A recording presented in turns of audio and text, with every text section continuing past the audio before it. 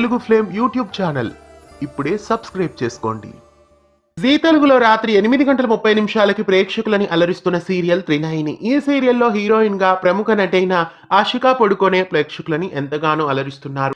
అలాగే ఈమె తెలుగు వర్షన్ లోనే కాకుండా తమిళ వర్షన్ అయిన మారీ సీరియల్లో కూడా ఈమె నటిస్తున్నారు. ప్రస్తుతం త్రినయనిగా ప్రేక్షకులని అలరిస్తున్న ఆషికా పడుకొనే సీరియల్ నుండి క్విట్ అయ్యారు. అది తెలుగు భాషలో కాదు, తమిళ వర్షన్ లో ఈమె సీరియల్ నుండి క్విట్ అయ్యారు. మారి అనే పేరుతో తమిళ ప్రేక్షకులని అలరిస్తున్న త్రినయని సీరియల్ నుండి ఈమె క్విట్ అయ్యారు. ప్రస్తుతం మారీ సీరియల్ తమిళ్లో సెకండ్ సీజన్ గా ప్రేక్షకులని అలరించడానికి రాబోతోంది. సెకండ్ సీరియల్లో హీరోయిన్ గా ప్రియాంక నల్కరి ప్రేక్షకులని అలరించబోతున్నారు.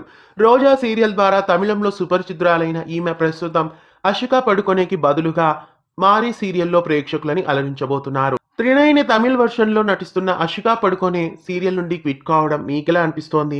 ఆ క్యారెక్టర్ లోకి ప్రియాంక నల్కరి ఎంట్రీ ఇవ్వడంపై మీ అభిప్రాయాన్ని కామెంట్స్ లో తెలియజేయండి.